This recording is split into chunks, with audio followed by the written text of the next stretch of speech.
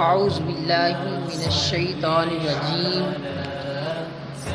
اللہ کی پناہ مانگتا ہوں شیطان مردود کی شر سے۔ بسم اللہ الرحمن الرحیم۔ اللہ کے نام سے شروع جو بہت مہربان نہایت رحم والا ہے۔ سورۃ الفاتحہ، پارہ نمبر 1، آیت نمبر 5۔ اہدنا الصراط المستقیم۔ ترجمہ: اے اللہ ہم کو سیدھا راستہ پر چلا۔ تفسیر: اہدنا الصراط المستقیم، ہمیں سیدھے راستے پر چلا۔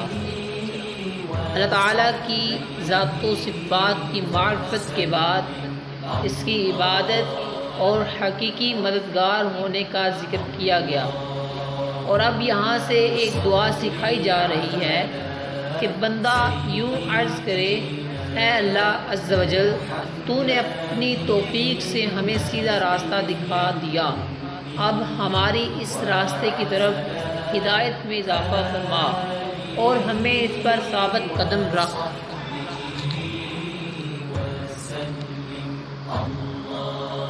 صراط مستقیم کا معنی: صراط مستقیم سے مراد عقائد کا سیدھا راستہ ہے جس پر تمام انبیاء کرام علیہم الصلاۃ والسلام چلے، یا اس سے مراد اسلام کا سیدھا راستہ ہے جس پر صحابہ کرام رضی اللہ تعالی عنہم، بزرگان دین اور اولیاء اعظام رحمۃ اللہ تعالی علیہم چلے، جیسا کہ اگلی آیت میں موجود بھی ہے: یا ایھا الذین آمنوا اتقوا اللہ وکونوا مع الصادقین۔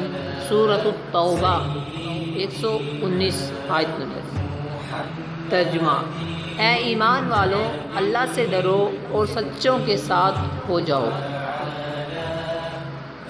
حضرت انس رضی اللہ تعالی عنہ سے روایت ہے، سید المرسلین صلی اللہ تعالی علیہ وسلم سے ارشاد فرمایا: بے شک میری امت کبھی گمراہی پر جمع نہیں ہوگی، اور جب تم لوگوں میں اختلاف دیکھو تو تم پر لازم ہے کہ مسلمانوں کے بڑے گروہ کے ساتھ ہو جاؤ۔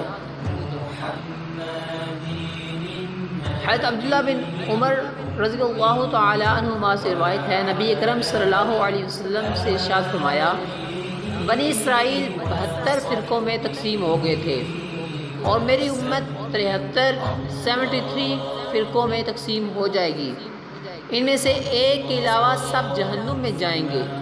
صحابہ اکرام رضی اللہ تعالی عنہم سے عرض کی: یا رسول اللہ صلی اللہ علیہ وسلم، نجات پانے والا فرقہ کون سا ہوگا؟